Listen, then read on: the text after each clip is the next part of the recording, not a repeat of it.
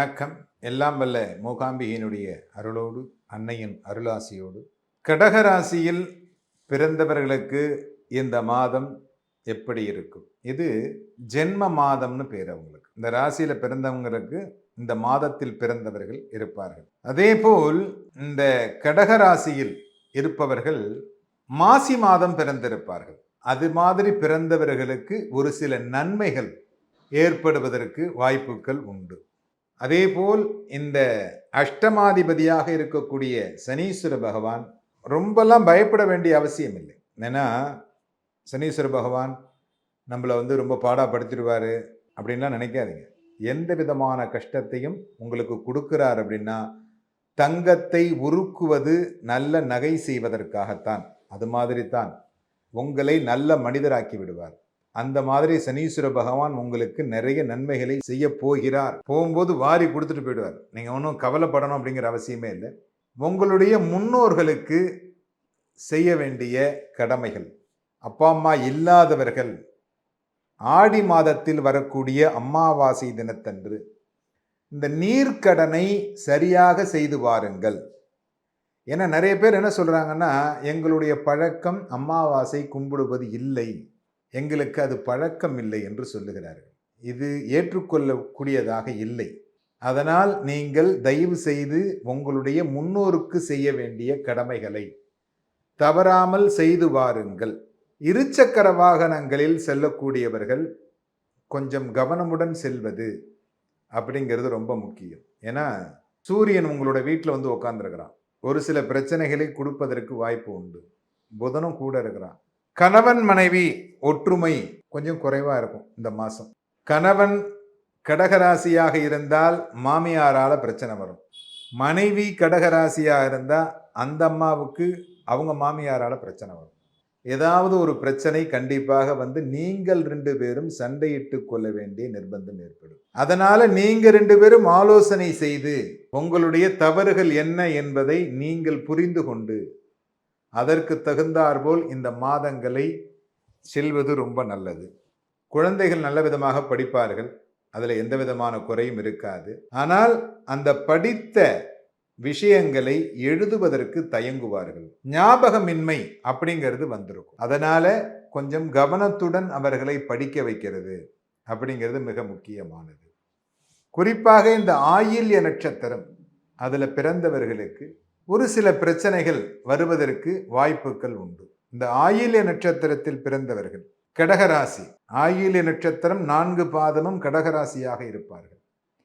இந்த கடகராசியில் இருக்கக்கூடியவர்களுக்கு ஒரு சில மனரீதியான மனசஞ்சலம் ஏற்படக்கூடிய மாதமாக இந்த மாதம் அமையும். அதுவும் குறிப்பாக அவர்கள் அமாவாசை போன்ற தினங்களில் கொஞ்சம் தேவையில்லாத சண்டை சச்சரவுகளில் தலையிடாமல் இருப்பது நல்லது.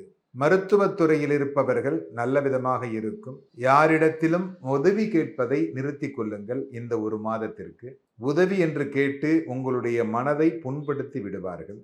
அதேபோல் வியாபாரிகள் நல்ல விதமாக வியாபாரமாவதற்கு இந்த மாதம் ஒரு சிறப்பான மாதமாக இருக்கும். சிலர் சந்தர்ப்பத்திற்கு ஏற்றாற்போல் உங்களுடைய தொழிலை வைத்திருப்பீர்கள். அந்தந்த காலத்திற்கு ஏற்றாற்போல் வியாபாரம் செய்து வருவீர்கள். அந்த தொழிலில் உள்ளவர்கள் அந்த மாதிரி தர்பூசணி வரும்போது தர்பூசணி வியாபாரம் பண்ணுவாங்க. அந்த மாதிரி சீசன் பிஸ்னஸ் செய்யக்கூடியவர்கள் கொஞ்சம் கவனமுடன் கையாளுவது இந்த ஆடி மாதத்தில் அப்படின்னு கையாண்டால் நஷ்டம் இல்லாமல் இருக்கும். அதனால கொஞ்சம் கவனமுடன் உங்களுடைய முதலீடுகளை சரிவர யோசனை செய்து எதில் முதலீடு செய்தால் நன்றாக இருக்கும் என்பதை தெரிந்து கொண்டு அதை செய்தீர்களேயானால் கண்டிப்பாக இந்த மாதம் ஒரு சிறப்பான மாதமாக அமைவதற்கு வாய்ப்புகள் உண்டு. குழந்தைகள் நல்ல விதமாக படிப்பார்கள். மருத்துவத்துறையும் நல்ல விதமாக இருக்கும். வியாபாரிகளுக்கு நல்ல விதமான வியாபாரங்கள் நடப்பதற்கு வாய்ப்புகள் உண்டு. உங்களுடைய ஞாயிற்றுக்கிழமைகளில் சூரிய பகவானுக்கு தீபமேற்றி வழிபாடு செய்தீர்களேயானால் கண்டிப்பாக இந்த பிரச்சனையிலிருந்து நீங்கள் விடுபட்டு சந்தோஷமாக வாழ எல்லாம் வல்ல இறைவனை பிரார்த்தனை செய்கிறோம். வணக்கம். கடகராசி நேயர்களே, உங்களுடைய 90 பாகையிலிருந்து 120 பாகை வரையும் நாங்கள் கடகராசி என்று சொல்லுவோம். அதாவது வட்ட பாதை தான். வானமண்டலம் வட்டமா தான் இருக்கு. அதிலேயும் நம்மளுடைய வசதிக்காக 30, 30 பாகையா 12 ராசிக்கும் பிரிச்சு தர்றோம். ஏன்னு கேட்டா, முதல்ல மேஷம், ரிஷபம், மிதுனம் 90 பாகை முடிஞ்சிச்சு. 90லேருந்து 120 பாகை வந்து கடகத்துக்கு வருது. இந்த கடகராசி நேயர்கள் எப்படின்னா, நீர் ராசிக்காரர்கள். இவர்கள் மனதுக்குள்ள ஒரு சிந்தனை வந்துட்டுனா, அந்த காரியத்தை செய்தே தீர வேண்டும். அதை எப்படியாவது செய்யணும்னு இரவு பகல் தூங்காம சிந்திச்சு, சிந்திச்சு செயல்படக்கூடியவங்க. உங்களுடைய 2க்கு உடையவன் 12ல் இருப்பதனால், நிறைய விஷயங்கள் வர்றது போய் ஒரு இடத்துல தேங்கி நிக்கும். அதற்காக நீங்க எதிர்பார்த்து கொண்டிருப்பீர்கள். உங்களுக்கு தாமதம் என்பது பிடிக்காது. ஆனா, இப்பொழுது தாமதமான சூழ்நிலைகள் நடந்து கொண்டிருக்கும். உங்களுடைய மனம் சஞ்சலமாக தான் இருக்கும். அந்த சஞ்சலத்துக்கும் தெளிவுபடுத்துவதற்காக உங்களுக்கு ஒரு சிலரால் நன்மையும் இருக்கு. அவர்களாலேயே உங்களுக்கு தொல்லையா இருக்கு. அது எப்படின்னு கேட்டா, நீங்க எதிர்பார்ப்பீங்க குறிப்பிட்ட நேரத்தில அவங்க வந்து சேரணும்னு. அந்த குறிப்பிட்ட நேரத்துக்கு அவங்களால வர முடியாது. வேறொரு காரியத்தையும் சேர்த்து செஞ்சுட்டு வருவாங்க. ஆனா, அத கேட்காதே ஏன் லேட் ஆச்சுன்ற கோவம் தான் உங்களுக்கு வந்து உங்கள ஓவரா உங்களுடைய பதட்டத்துக்கு ஆளாகவோ, இல்ல கோவத்துக்கு ஆளாகவோ கொண்டு போகும். எப்பொழுதும் கடகராசி நேயர்கள் எக்காரணத்தைக் கொண்டும் அன்பு மட்டும்தான் நீங்க அதிகமா பயன்படுத்த வேண்டும். அறிவ பயன்படுத்த வேண்டும். ஆணவத்தையோ, அகங்காரத்தையோ நீங்க காட்டிட்டீங்கன்னா, அங்க வந்து செவ்வாய் நீச்சமா இருக்குது. அந்த இடத்துல குரு உச்சமா இருக்கிறான். அதே நேரத்தில சந்திரன் அந்த இடத்துல ஆட்சியா இருக்கிறான். இந்த 3 பேரும் சேர்ந்து என்ன செய்றாங்கன்னா, குரு, சனி, புதனுடைய சாரத்தில போறாங்க. இந்த சாரத்தில் செயல்படும்போது, உங்களுடைய ஆழ்மன பயணம், உங்களுடைய ஆழ்மன தியானத்தை இந்த நேரத்தில நல்லா சிறப்பா நீங்க பண்ணணும். 2 கூடயும் 12ல இருக்கிறதுனால, தியானங்கள் நல்லா பண்ணலாம். நாடி நரம்புகள்லாம் அப்படியே கொஞ்சம் ரொம்ப வலி, மூட்டு வலி, முதுகு வலி, என்னால வந்து செயல்பட முடியல, எழுந்திரிக்கிற முடியல, உட்கார முடியல. ஒரே அதான் இந்த எல்லாரும் சொல்றாங்கல்ல, மன அழுத்தத்த தான் டென்ஷன்றாங்க. கொஞ்சம் மன அழுத்தம் இருக்கு. அதுக்கு நான் என்ன பண்ணலாம்? இப்படியெல்லாம் கேட்பீங்க. 10ல இருக்க செவ்வாய் 4ஆம் பார்வையா பார்த்து, அது நீச்ச பார்வையா பார்ப்பதனால், உங்களுக்கு எல்லாமே இருக்கு. ஆனா வந்து செயல்படுற திறமை இருக்கு. உங்களுக்கு நீங்களே என்ன பண்றீங்கன்னு கேட்டா, ஏதோ ஒண்ணு குறையறது போல நெனைக்கிறீங்க. ஏதோ ஒண்ணு நம்மள விட்டு போறது மாரி நெனைக்கிறீங்க. ஏதாவது நிலபலங்கள் விக்கிற சூழ்நிலை வந்தால் கூட, அதை விக்கிறதுக்கோ, இல்ல ஏற்கனவே விக்க முயற்சி செஞ்சது இப்ப வாங்கிட்டு போறதுக்கோ, அது மாரி சூழ்நிலை வரும். பொருளாதாரம் வந்து சேரும். அந்த பொருளாதாரம் சில இத விரயம் பண்ணி, அதன் மூலம் தான் பொருளாதாரம் வரும். ஆகையினால் நீங்க உங்களுடைய எதிர்பார்ப்புகள் வந்து சிறப்பான எதிர்பார்ப்பு தான். எல்லாமே நன்றாக தான் நடக்குது. உங்களுடைய ம மேல் அதிகாரிகளுடைய தொடர்போ, நீங்க எதிர்பார்க்கிற ஒரு மதிப்பு, மரியாதையோ, இவை எல்லாமே சிறப்பாக இருக்கிறது. இருந்தாலும் உங்கள் மனம் உங்களை தான் கொஞ்சம் அழுத்தத்துக்கு ஆளாக வைக்கிறது. அதை மட்டும் நீங்க புரிந்து கொண்டால், உங்களுக்கு அந்த பிரச்சனை வராது. சிறப்பாக இருப்பீங்க. காரணம் என்னவென்றால், அது நீர் ராசி. நீர் ராசி ரொம்ப கனிஞ்ச உள்ளம் படைச்சவங்க. அதே நேரத்தில கடுமையான கோபமும் உள்ளவங்க. அவங்களுடைய காரியங்கள் அந்த சிடுசிடுன்னு இருக்கிறது போல தான் தோணும். அவரவர்கள் பேருக்கு தகுந்த மாரி அந்த வார்த்தையோட குணம் மாறும். அந்த குணத்தை பொறுத்து தான் அந்த ராசியோட பலனும் உங்களுக்கு சப்போர்ட் பண்ணும். இப்ப பின்னு இருக்கிறவங்களா இருந்தா அவங்க பேச மாட்டாங்க. அதே பின்னு இருந்ததுனாக்க அளவுக்கு மீறி பேசுவாங்க. ஆனா கடகராசியா தான் இருக்கும். கடக லக்னமா இருக்கும்.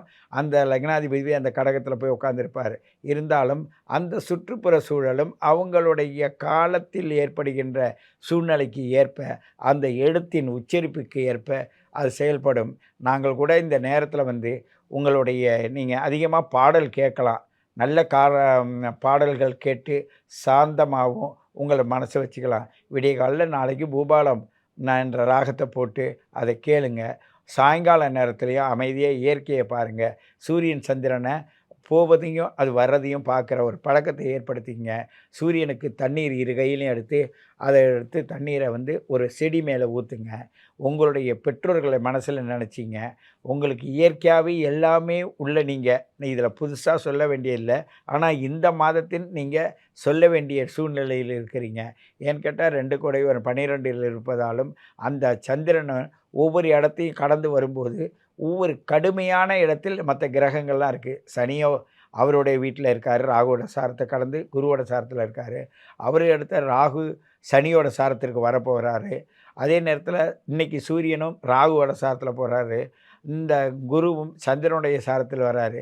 இப்படி ஒவ்வொருவரும் கடுமையான நேரத்தில் இருப்பதனால், இந்த கடகராசி நேயர்களுடைய கவனங்கள் வந்து ரொம்ப இக்கட்டான சூழ்நிலை இருக்கும். அதே நேரத்தில் த்ரில்லாவும் இருக்கும். ரொம்ப அக்யூரட்டான பாதைக்கு நீங்கள் வழி நடத்தப்படுவீர்கள். இயற்கை அப்படிதான் செய்யும்.